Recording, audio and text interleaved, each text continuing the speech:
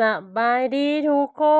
นมาพอกันอีกแล้วเนาะกับรายการเก่ารายการเดิมทุกคนก็คือรายการบุญพาหล่อเนาะทุกคนเนาะเดี๋ยวมื้อนี้เฮาสิมาเลาะบ้านทาด่านเมืองไซภูทองแขวงสะหวรรณเขตเนาะทุกคนเนาะก็คือเป็นตัวเมืองเลยเนาะตัวเมืองไซภูทองซึ่งเฮาจะมาจากทางถาดโพนเด้อทุกคนเนาะนี่เส้นทางเพิ่นก็เป็นเส้นทางดำเนาะทุกคนเนาะ แล้วเราก็จะพาแล่นเข้าทางนี้เลยเนาะก็จะเป็นทางดำสะอาดสะอาดทุกคนเนาะนี่เขาก็รับมาทางนี้เลยนี่เขาก็เลาะเข้ามาเลยซึ่งจะซึ่งเป็นตัวเมืองเนาะทุกคนก็จะมีของการต่างๆจะมีหน่วยงานต่างๆเนาะทุกคนเนาะนี่เขาก็จะหลายๆคนจะถามว่าเอ้าคือยังบ่เห็นเฮือนคนก็คือว่าเฮาถ่ายแต่ทางเขาเนาะทุกคนเนาะยังบ่แม่นว่าจุดชุมชนแท้ๆเนาะ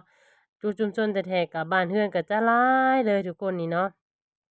เห็นทางก็สะอาดสะอาดบ้านเรือนประชาชนก็มีแต่หลังใหญ่ๆทุกคนเนาะเพราะว่าเป็นเขตตัวเมืองเนาะทุกคนเนาะนี่เนาะเขาก็จะเล่นลงมาโซนนี้เลยอันนี้ทางหน้านี่จะเป็นห้านขายพวกเครื่องใช้เนาะทุกคนเนาะพวกเอ่อชื่ออิหยังว่าเบิ่งก่อนเด้อ เฮ้ยโดนแล้วเนาะบ่ได้มาทางนี้เนาะก็เลยบ่จือจะเป็นพวกอลูซิงพวกอันนี้นะทุกคนเนาะหลังจากนั้นเราก็จะแล่นเข้ามาเลยนี่ทุกคนเริ่มจะมีบ้านเรือนประชาชนที่ว่าหนาแน่นเลยเนาะบัดนี้เนาะเพราะว่าเราใกล้จะเข้าในตัวเมืองใกล้จะได้เข้าในหมู่บ้านแล้วทุกคนนี่เนาะนี่ก็จะประมาณนี้ทุกคนนี่เนาะ ก็จะมีห่างห้านเนาะจะมีห่างห้านมีเอ่อห่างห้านต่างๆก็สิหลายทุกคนเนาะนี่เราก็สิมาแล้วก็บรรยากาศก็คือร่มรื่นเนาะทุกคนซึ่งตอนข้อยไปหั้นก็ประมาณ3โมงแลงเด้อทุกคนประมาณ3โมง4โมงแลงเลยเนาะนี่ก็เป็นของการ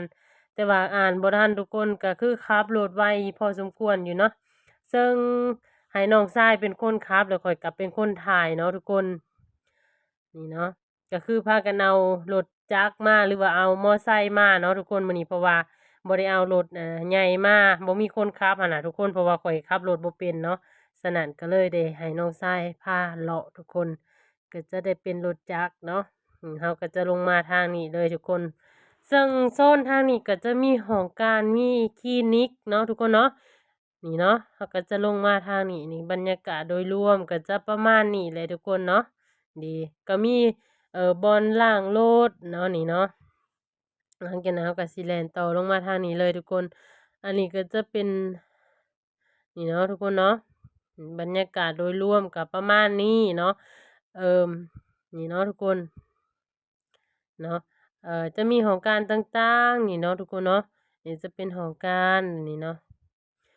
นี่แล้วก็จะประมาณนี้แหละทุกคน บ้านเพิ่นก็ถือว่าใหญ่พอสมควรเลยเนาะทุกคนนี่เนาะซึ่งจะบ่ได้ไปทั่วเบิดเด้อทุกคนจะบ่ได้พาไปซึ่งมันก็ยังมีโซนลงทางของแล้วก็มีโซนลงทางนั้นอีกแต่ว่าข้อยจะบ่ได้พาเลาะทั่วเนาะทุกคนเนาะนี่เนาะเราก็จะพาออกมาเส้นทางนี้เลยนี่ก็จะเป็นหอการนี่เราก็จะออกมาเส้นทางนี้เลยเนาะทุกคนนี่ก็จะประมาณนี้อันนี้คือตัวเมืองเด้อทุกคนอันนี้คือตัวเมืองเนาะตัวเมืองไซภูทอง เนาะทุกคนเนาะนี่ก็จะประมาณนี้บรรยากาศโดยรวมอีหยังก็ประมาณนี้เลยทุกคนเนาะนี่เนาะหลังจากนั้นเราก็สิขี่ออกมาเส้นทางนี้เลยซึ่งเราขี่ออกมาทางหน้าพานเด้อทุกคนแล้วก็จะมีบ้านพักเนาะ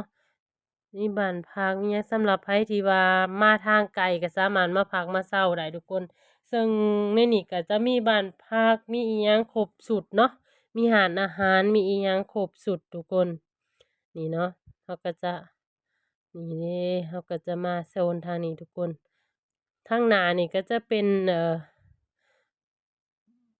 ขายเครื่องก่อสร้างเนาะทุกคนเนาะเป็นห้านขายเครื่องก่อสร้างนี่เนาะก็จะมีครบเบิดทุกสิ่งทุกอย่างทุกคนถัดมานี่ก็จะเป็นหอการกสิกรรมทุกคนถ้าอ่านบ่ผิดนะเพราะว่าผู้ขับรถก็ขับไวไว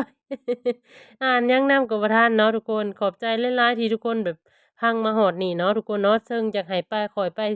บ้านใดก็สามารถเสนอมาได้เด้อทุกคนขอบใจหลายๆ